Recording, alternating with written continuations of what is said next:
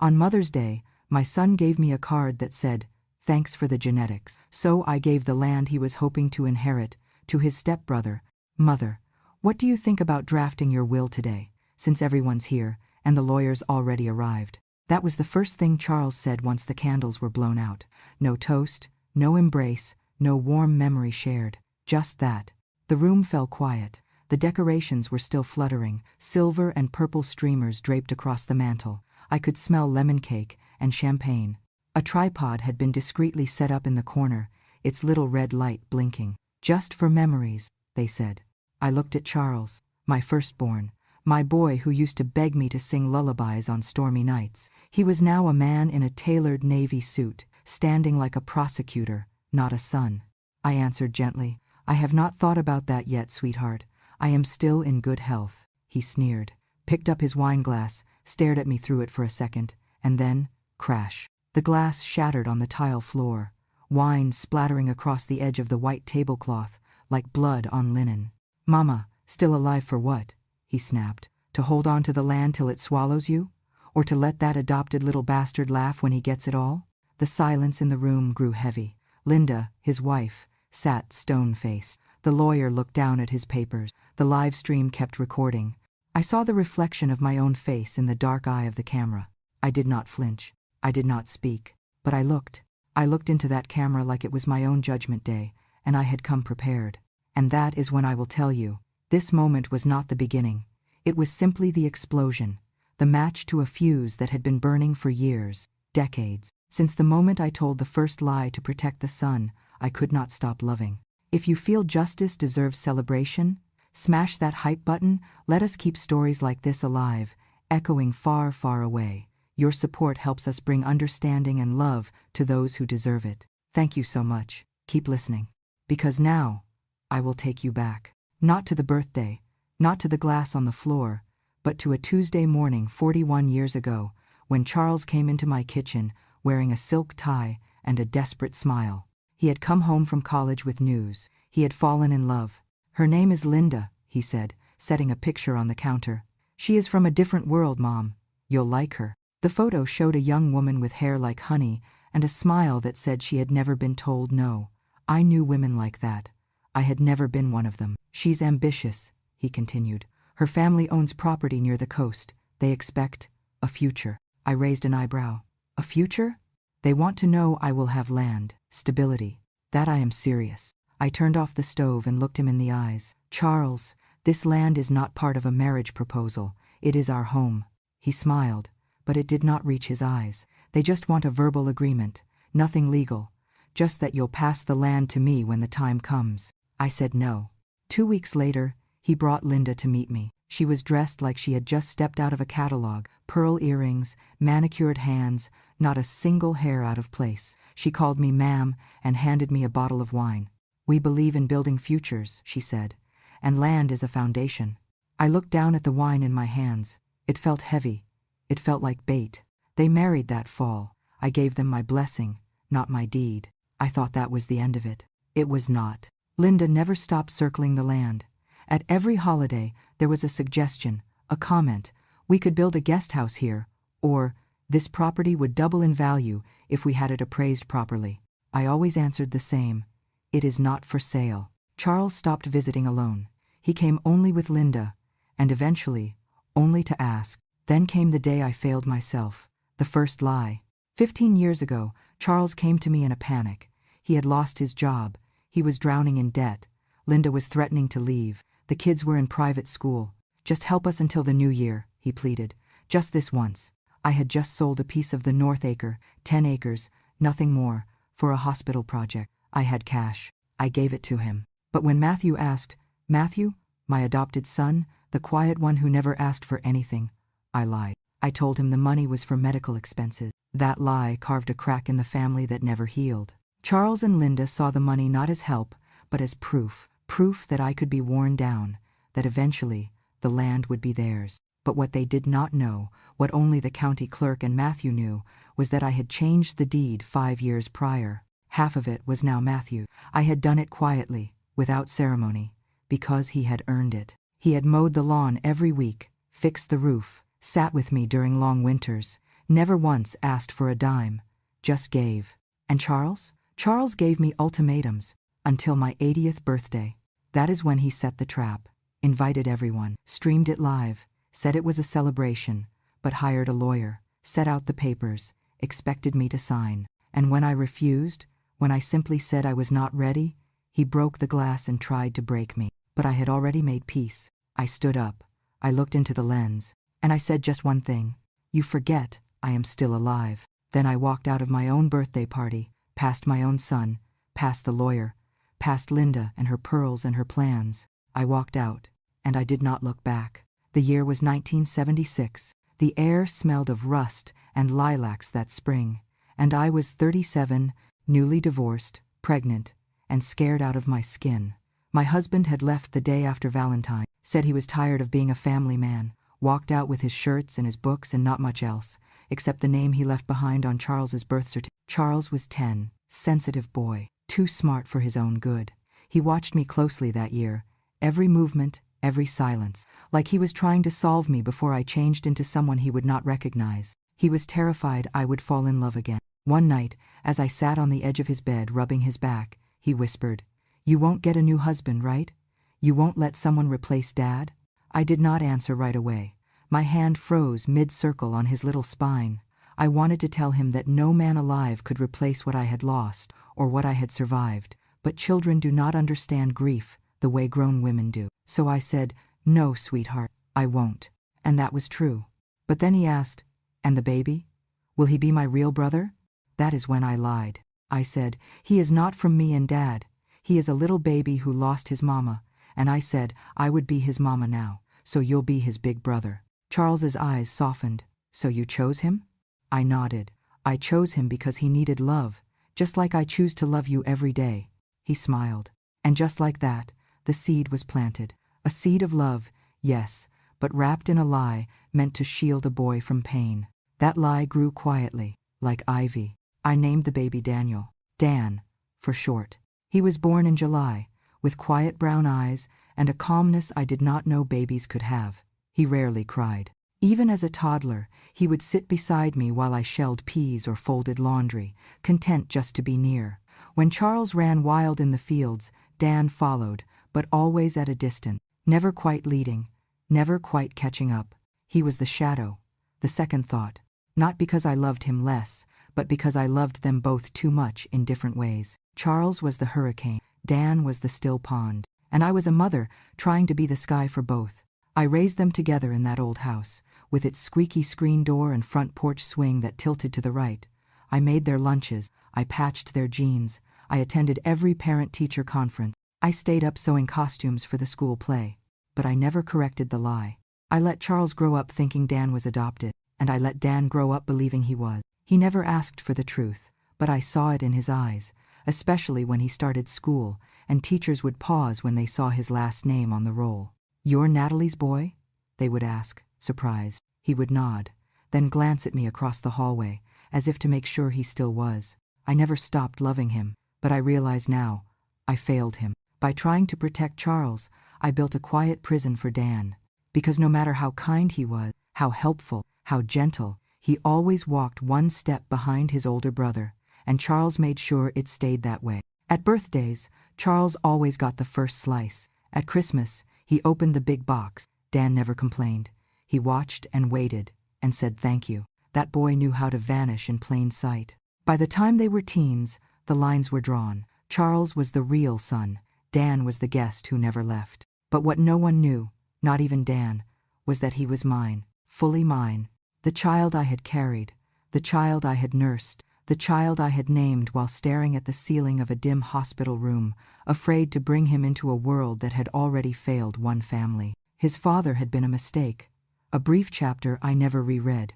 He had died in an accident 3 months after I told him I was pregnant. His name was not on any birth certificate. No family ever came forward to claim Dan, only I did. And yet, for decades, I let my firstborn believe the lie was mercy. Maybe that is what mothers do. Maybe that is where we go wrong. We hide truths thinking they are kindnesses. We swallow pain so our children will not choke.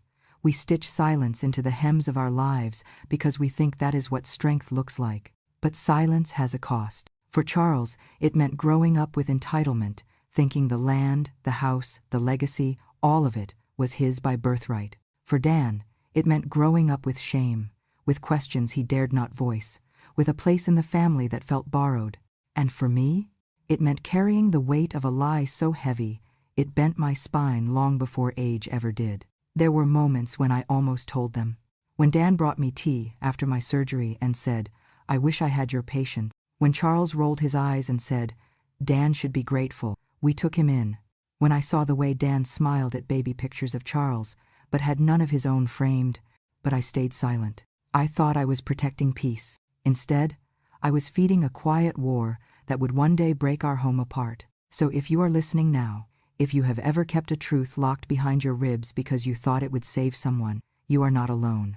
But you must know, even mercy can become poison when it is soaked in silence. The truth always waits. And in my family, it waited for over 40 years, until it finally stood up and said, "Enough." When my boys grew up, they went in two very different directions. Charles married a city girl, moved to Baton Rouge, and climbed the ladder fast. By 35, he was already a financial director for a construction firm, living in a 2-story brick house with marble countertop and a pool they barely used. They had 2 children, both in private school, both raised to say grandmother instead of grandma, and neither of them knew how to look people in the eye for more than a second. Dan, meanwhile, stayed close. He never asked to, never demanded anything. He just stayed, bought a modest house 10 minutes from mine, started his own HVAC business, fixed broken dryers and leaky pipes during the day, read old paperbacks in the evening. Every Sunday, he came by with a bag of groceries I never asked for, just in case, he'd say, setting them down on the counter. He would fix a hinge, reattach a screen, change the oil on my old truck without a word, and then he'd sit on the porch swing with me and let the crickets fill the quiet. But Charles came only for holidays, and even then, not all of them. When he did visit, it was with an air of inspection, like he was here to check boxes, not share meals, and with him came Abigail. Ah, Abigail. She was the type of woman who smiled with her teeth but not her eyes, the kind who spoke softly in front of others, but whose words always carried judgment.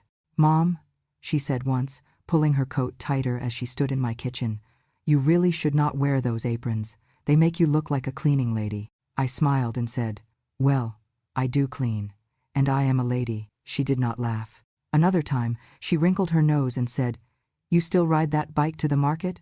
It still works." She exchanged a look with Charles, then said, "It is not about working, it is about appearance. The neighbors, our friends, they see you like that. It reflects on us, reflects on them, like I was a smudge on their glass light." I remember one afternoon, sitting at their dining table, while Abigail served espresso in tiny cups and told me I should try laser facial. "Your skin," she said, "would brighten right up with just a few treatments." I looked her straight in the eye and said, "My skin has lived 80 years, Abigail. It does not need brightening, it needs respect." She never offered again, but her opinions never stopped coming. "Mama, you should do something about your hair. Mama, you need to modernize. Maybe get an iPhone? Mama, you cannot wear those shoes when you come to church with us." And Charles just let her talk. Sometimes he added to it. One Sunday morning, I was riding my bicycle to the farmer's market when his car slowed beside me. He rolled down the window. "For God's sake, Mom," he said, "take the bus or let us buy you a car. You embarrass us like." I kept pedaling. That night, I sat on my porch and wondered when my son had become a stranger. When did the boy who used to run barefoot in the fields decide his mother was a burden? But what cut deepest was this. Abigail was the one who first brought up the will. It was last Christmas, after dinner. The grandkids were in the other room, playing on their phones. Dan had helped clear the table, kissed me goodnight, and left. And as I sat on the couch rubbing my knee, Abigail sat down beside me with a binder. "We've been meaning to talk to you," she said, her voice smooth. "It is time to think about your legacy." I laughed. "I still plan on living, thank you." She smiled like I had misunderstood. "Of course, but these things are easier when done early, while you still have clarity. We've even spoken to someone who can help draw up the document." I asked, "Someone?" Charles came in with 2 glasses of wine and handed one to her. "A lawyer," he said. "Just a formality, Mom. We can take care of everything." I set my tea down. "Everything?" "Well, Abigail said. The house, the land, the savings. It is just easier to allocate things now. Charles and I can manage it. Dan does not really need to be involved in the legal side. It would only confuse him. Confuse him. That was when I knew. To them, Dan was not family. He was background noise, the quiet boy with grease on his hands, the one who brought over soup but would never be invited to dinner. And me? I was a relic, a creature from a simpler time who needed to be cleaned up and quietly filed away. They did not say it outright. They never do. But every word, every glance, every sigh carried that weight, that I was no longer someone to learn from, just someone to manage. But I remembered something that night, something I had buried under casseroles and Christmas cards and trying to keep the peace. I remembered that the land had my name on it, and I remembered what that name meant. Natalie June Barrow, born on this land, raised 3 children on this land, buried my parents on this land, tended every inch of soil with hands that still remembered how. I may not speak with polish, I may not wear pearls, I may not have manicured nails or use FaceTime or own a purse that costs more than my mortgage, but I have something they forgot to account for: memory. And memory holds power. It remembers who showed up, who fixed the broken pipe in the winter, who brought groceries when I was too sick to stand, who never once asked, "What do I get?" So I let Abigail talk. I let her print her papers. I let her make appointments. But I also made one of my own, not with their lawyer, with a notary downtown. And I brought the real air with me. Mother's Day came with sunshine, birdsong, and silence. There were no phone calls, no surprise visits, just a knock on the door around 10 in the morning, my mailman, smiling, holding a single envelope. "From Baton Rouge," he said, tapping it gently like it was something delicate. "Looks like a card." I thanked him and waited until he left before I opened it. The envelope was pale blue. No handwriting on the outside, just my name typed in a stiff little font. Inside, a Hallmark card with gold trim and a cartoon daisy holding a coffee cup. I opened it slowly. "Thanks for the genetics. That's about all I got from you." No signature, just that sentence, written in Charles's unmistakable print. No, "Happy Mother's Day." No love, Charles. Just that. I stared at the card for a long time. My tea had gone cold before I finally closed it and set it aside. It is strange, the way words can bleed more than blades. I have buried people, survived a marriage that bruised more than it built, lived through nights when I thought the only light I would ever see again came from the porch lamp flickering behind moths. But that sentence cut deeper than anything I have ever known. Thanks for the genetics, as if that was all I had ever been. A womb, a vessel, a signature on a birth certificate, and nothing more. No mention of the meals I cooked, the clothes I washed, the nights I spent bent over his fevered body, whispering stories about stars and safe places. No memory of the time I went without heat just to afford his school trip. No honor in the fact that I still, after everything, remembered his favorite soup. Just genetics. I placed the card on the windowsill and looked out across the yard. Not long after, I heard footsteps on the porch, a soft knock, then Dan's voice. "Mom, you up?" I wiped my eyes with the edge of my sleeve and opened the door. He stood there with a clay pot in his hands. Inside it, a single orchid, purple and white, just beginning to bloom. "She's not much," he said, "but she's stubborn, like someone else I know." I smiled, and my voice nearly cracked. "She's perfect." He stepped inside and looked around, then asked, "Pipe still leaking under the sink?"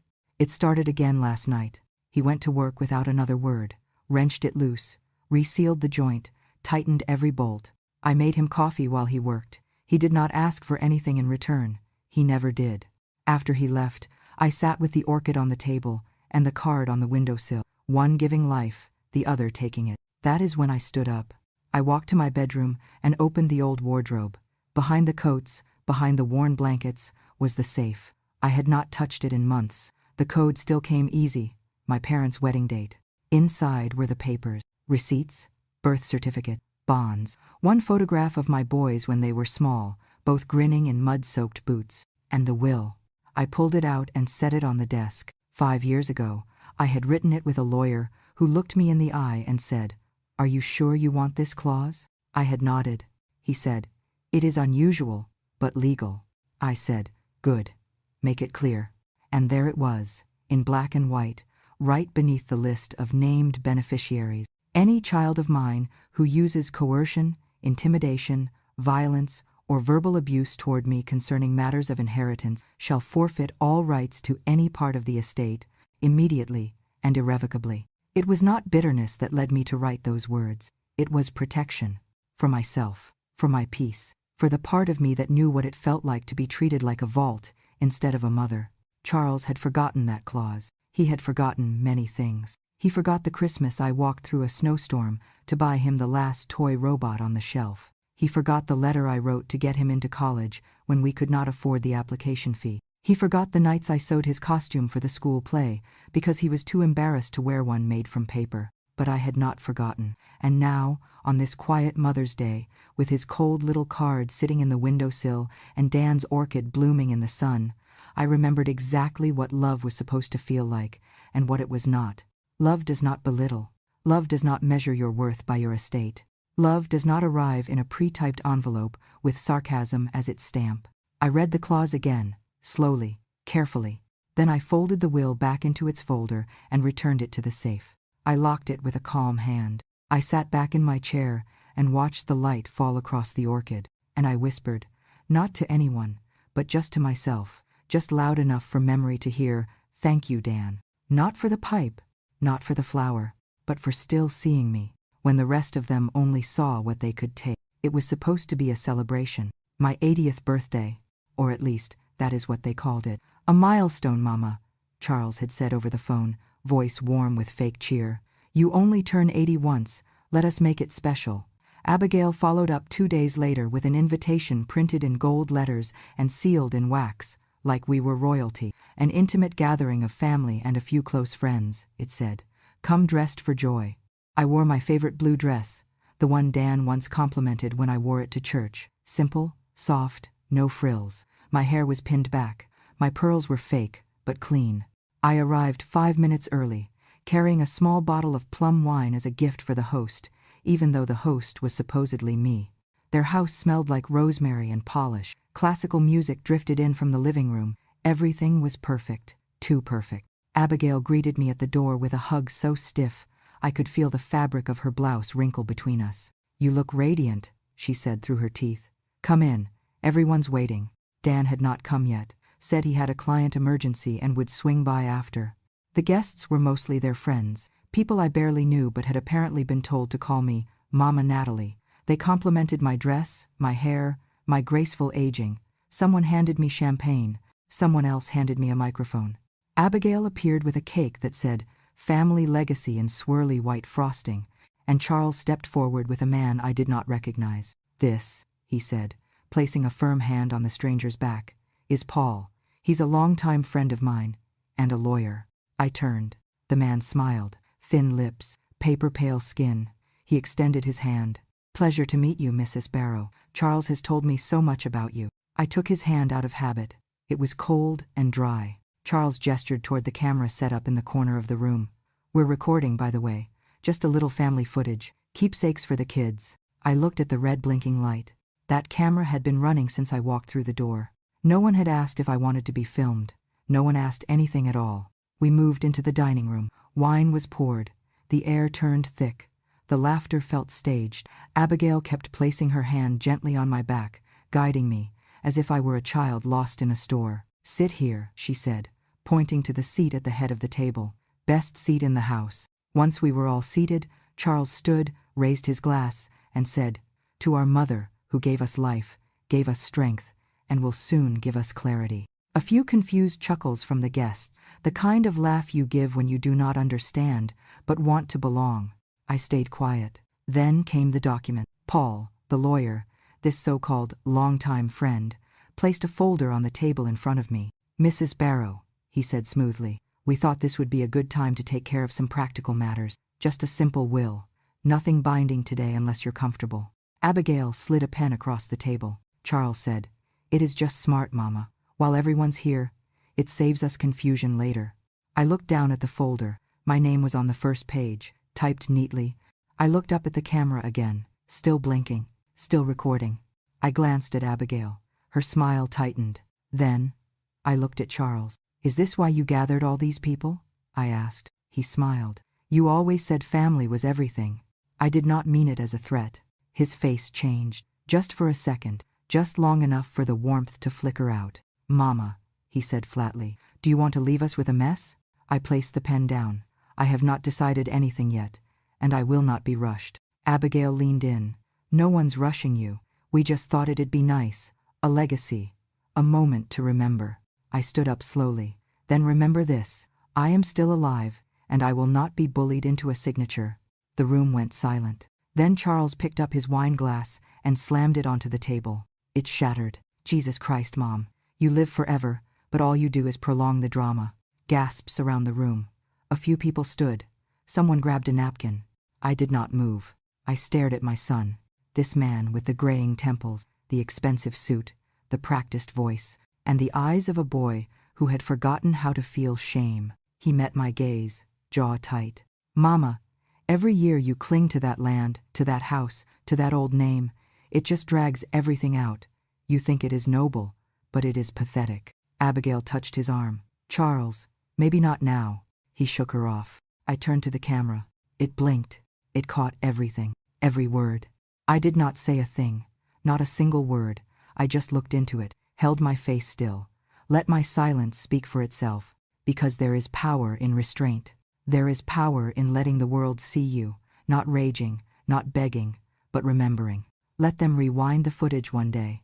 Let them play it back and see the moment it all shifted. When the matriarch did not scream, she simply stood and stared and knew. The morning after the party, I went straight to Mr. Jenkins's office with the USB drive. He watched the footage, stopped when the glass shattered, and his jaw tightened. I want to file a record, I said. Elder abuse, intimidation, harassment with intent to manipulate estate decisions. He nodded slowly. We can build a case. I don't need a lawsuit, I said. I need something permanent, something public. Then I took a trembling breath. And I want to tell them everything. About Dan, too. So we drafted the letter. 3 days later, it was posted on the courthouse bulletin board, the church newsletter, and, thanks to my neighbor's granddaughter, on Facebook, where it spread like wildfire. People didn't scroll past it. They stopped. They read. They shared. The letter began. To those who have known me as Natalie June Barrow, mother of 2, quiet widow, keeper of old land and older secrets, I have something to say. I told the truth, that Dan was not adopted, that he was mine, that I had carried him through one of the loneliest seasons of my life, raised him beside Charles, but told one lie to protect the other, and that lie had grown into a silence that had smothered us all. I wrote, Dan is not less than, he is not second, he is not anyone's shadow, he is the child I bore in grief and raised in love. If I called him son fewer times than I should have, it was not for lack of love, it was for fear. A mother's fear of breaking the fragile peace between 2 boys she loved more than herself. Then I printed, in bold, the clause from my will.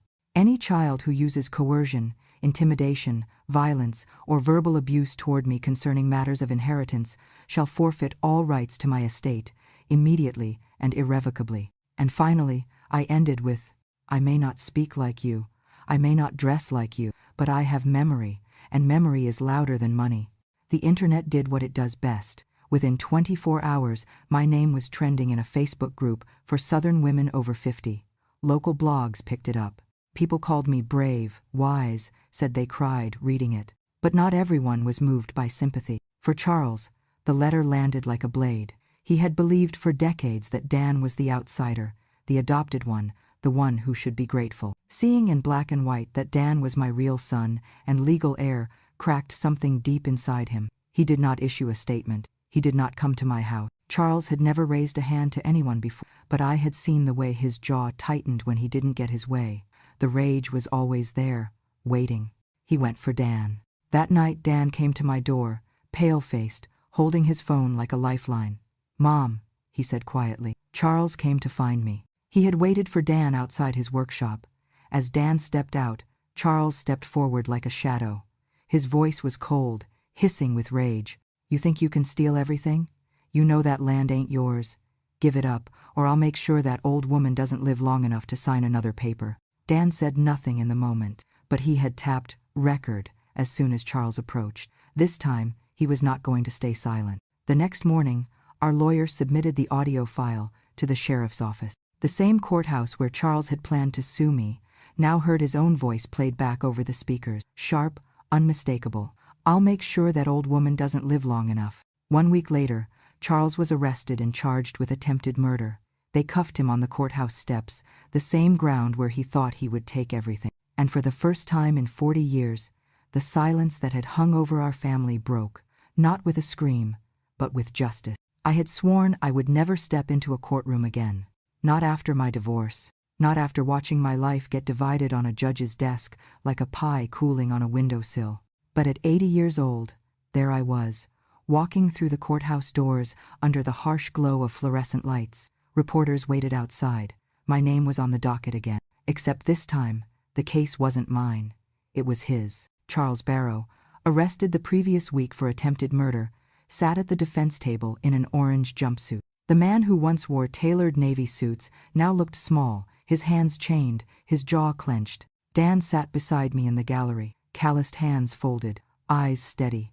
The court clerk read the charges. Attempted murder, criminal intimidation, harassment with intent to manipulate estate decisions. The audio played through the speakers. Charles's voice hissed out into the courtroom.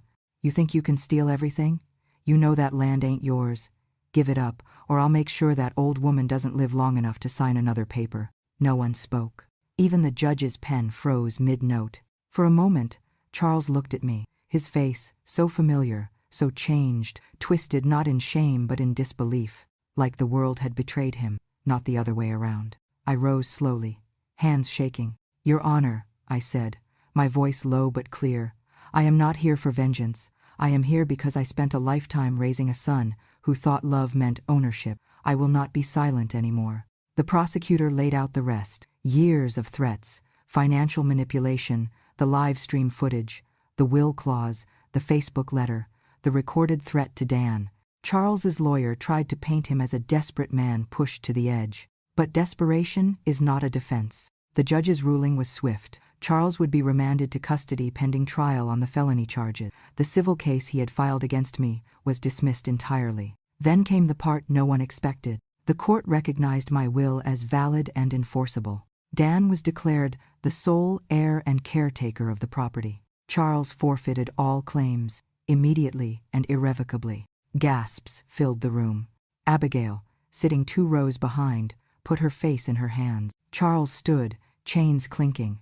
"This is a joke," he barked. "She's senile, manipulated. This isn't justice." The judge looked him dead in the eyes and said, "Mr. Barrow, justice does not always look like what we expect. Sometimes it is quiet, sometimes it is overdue, but today it is served." As the bailiff led him away, Charles turned one last time. For a heartbeat, I saw the boy he had been, the boy who once asked me if spiders cried when their webs were torn down.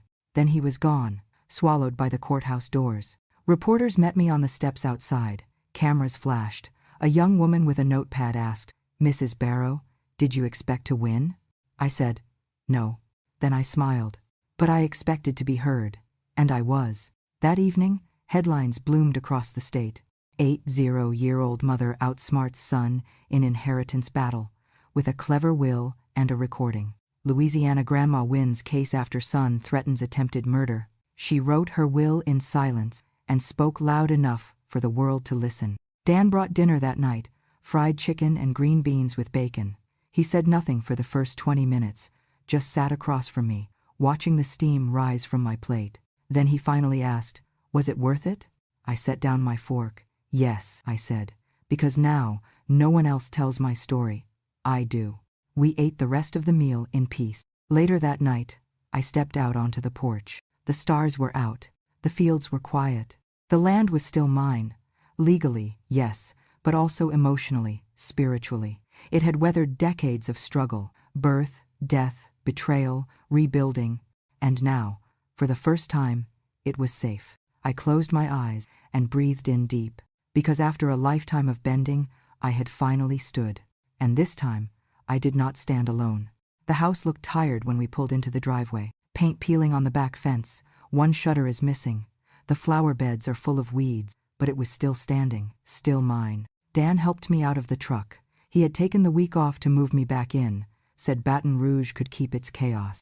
This little corner of Louisiana was where he belonged, and more importantly, where I belonged. He carried my bags in like he always had, quietly, no fuss, and opened every window to let in the smell of earth and honeysuckle. I sat down on the front porch swing and watched as he walked the perimeter, nodding at what needed fixing. It was a familiar rhythm. He had been doing it since he was 12. Only this time, he had plans. He returned, holding a sketch. "We clear this part," he said, pointing to the west side of the yard. "Put in benches here, and a little fountain in the middle." "For what?" I asked. "For the garden," he said. "The community garden. For kids who do not have a place to go after school. Maybe the local orphanage can bring them on weekends." I blinked. "You're turning my yard into a garden for strangers?" He smiled. "No, Mama. I'm turning it into a place for kids who were me."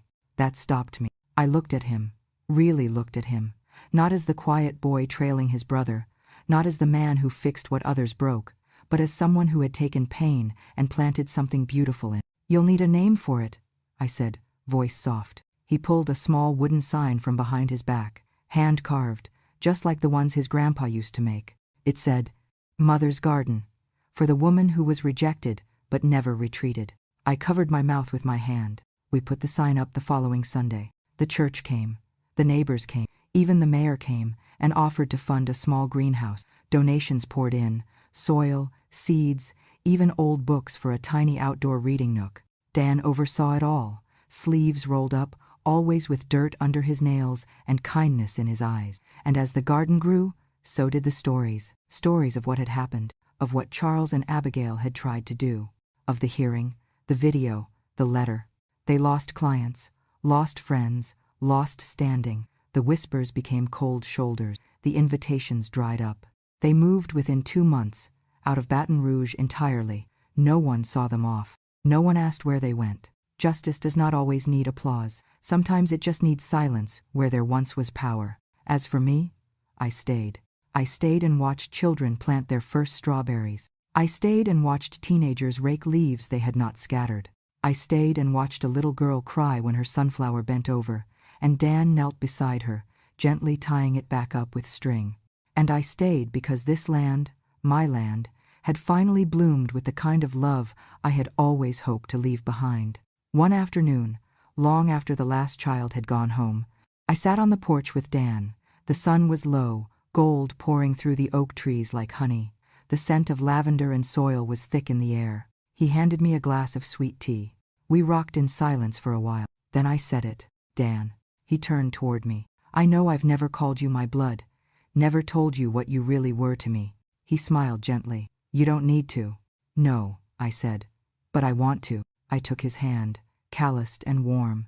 "You are my son, not because the law said so, not because I raised you, but because even without hearing it, you never stopped loving me, like I'd already said it 100 times. His throat tightened. He looked away, then back. "Mama," he said, "I never needed to be told I belonged. I just needed a place to keep showing up."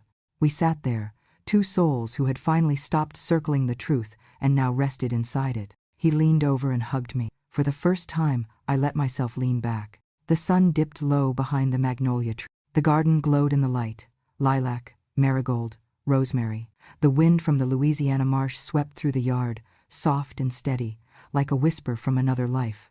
A whisper that might have said, "I'm sorry, I see you now." And above all, from the past that once wounded us both. You were enough. You've always been enough. Some stories end with slamming doors, others with signatures, verdicts, or silence. But this story ends in a garden, with a woman who was never loud, but never forgotten, with a son who needed no blood to belong, and with a truth that bloomed even after a lifetime of being buried. If this story moved you, if it reminded you of your own quiet strength, or of someone you love who deserves to be seen, please take a moment to subscribe to Grandma True Stories. Here, we give voice to the unheard. We honor the women who were once overlooked, underestimated, and quietly powerful. Your support helps us keep their stories alive, echoing across generations, across screens, and into the hearts of those who need them most. Because revenge has no expiration. Because memory never forgets its way home. Subscribe now, and let the world hear what silence has carried for far too long. This is Grandma True Stories. Thank you for listening.